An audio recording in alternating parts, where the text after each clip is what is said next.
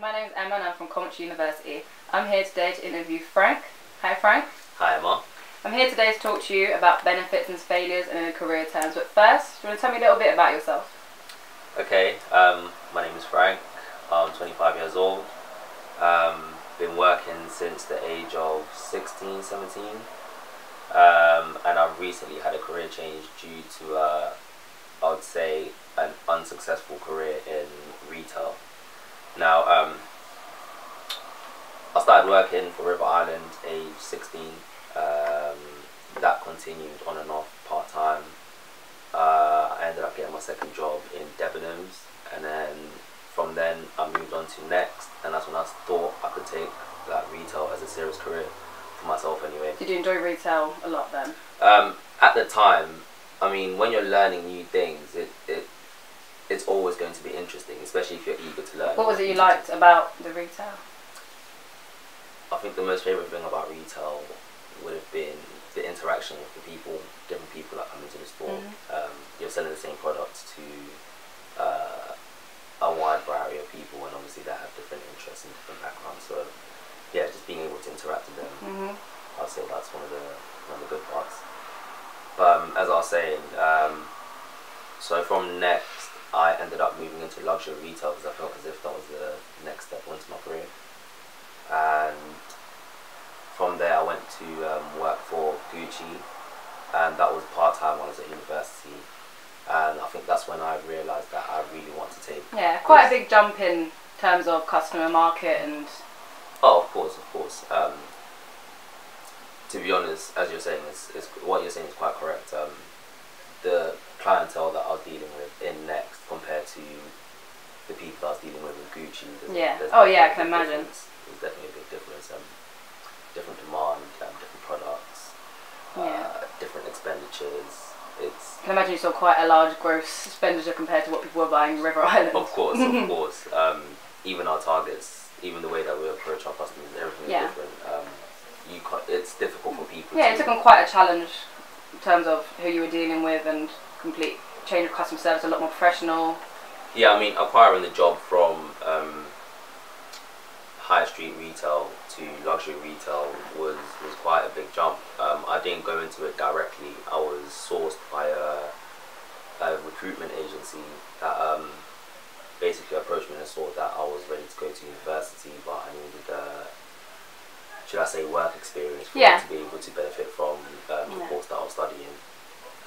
So from then on, they took me on as a part-time, and while I was working studying business management and finance, I was working at Gucci, seeing if I can use my business knowledge to... Yeah, so I'm guessing from there, from terms of life plans, you're thinking of your own retail store or business? Yeah, along the lines of my interest was in fashion instead of embroidery and actually making the clothes themselves.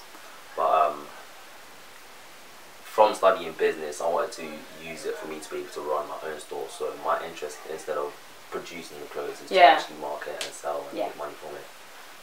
So from Gucci, I had to leave there because when I finished university, there wasn't an opportunity for me to go full time because they didn't have any contracts. Yeah, it's quite common these days. Getting a job straight out of uni is very low percentage. Yeah, exactly. So when I asked for a full-time contract, they didn't have it at the time. I then handed my CV to another recruiter that was based in Vista Village, and they passed my CV on to, I guess it would be someone that handpicks specific people to work in these stores, and then I ended up somehow, someway sourcing a job at Dior, and that was when I would say that my career had climaxed in terms of retail.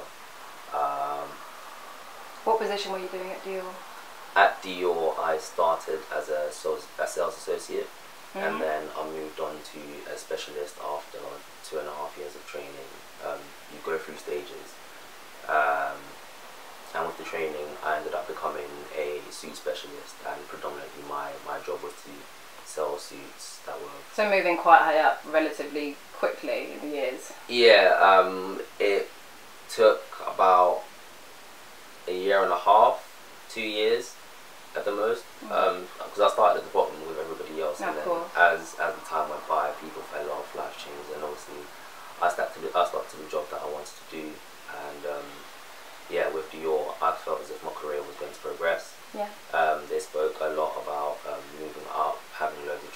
bet you made quite a few connections within that Oh yeah, area of of work course. as well.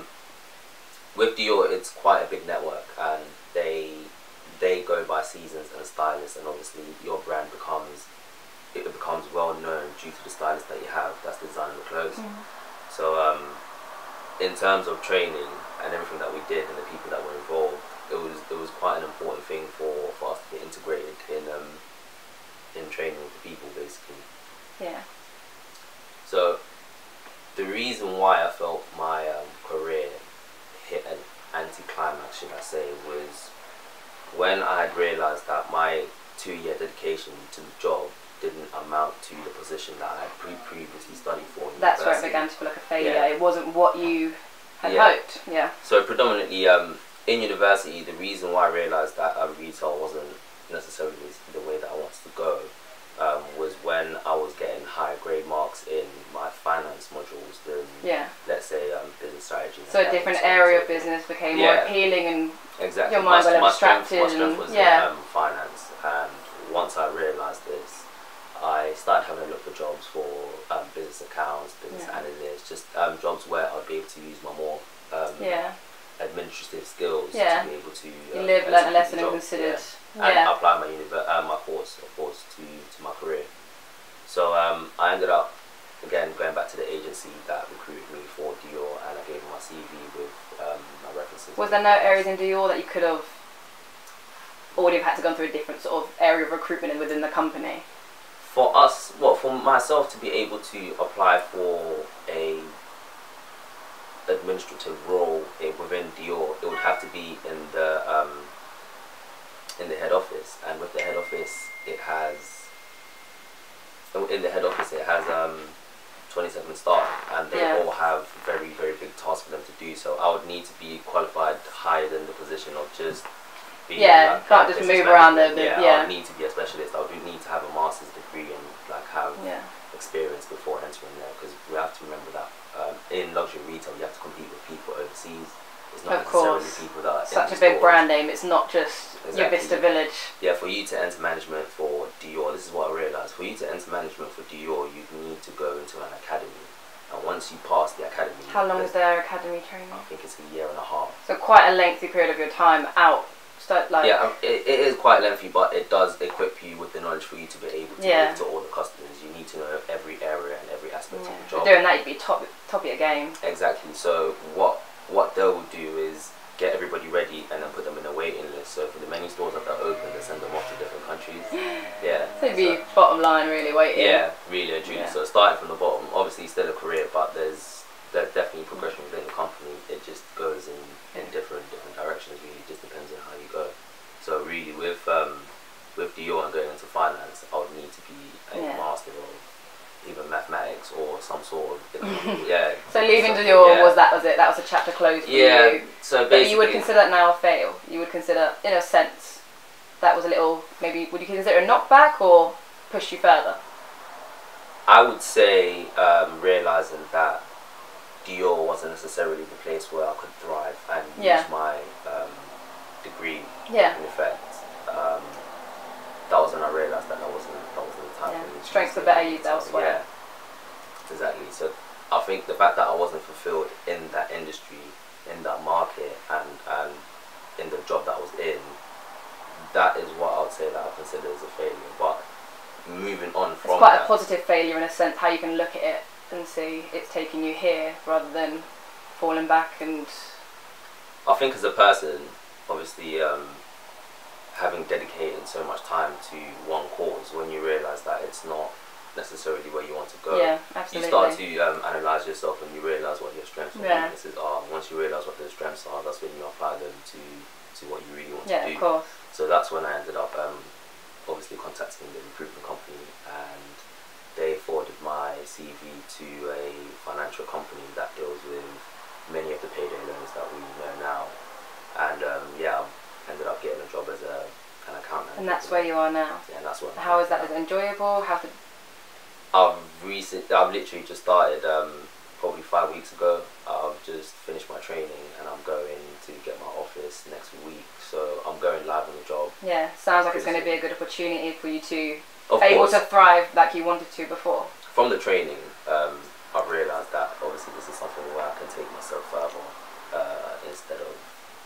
sticking to retail. This is where I have my strengths, and I've enjoyed the training, so I'm guessing the job is going to be easy. It sounds I'm good. looking Yeah, it forward sounds to like you've done the right decision and you learnt. Exactly, yeah. Part of growing up, I suppose. Learn, grow, get better, move on. Yeah, I think because I feel as if I am more applied to this career path, I would say retail was not necessarily a fail, but it was a stepping stone. Milestone, yeah. Yeah, exactly. There you go, yeah. So, yeah.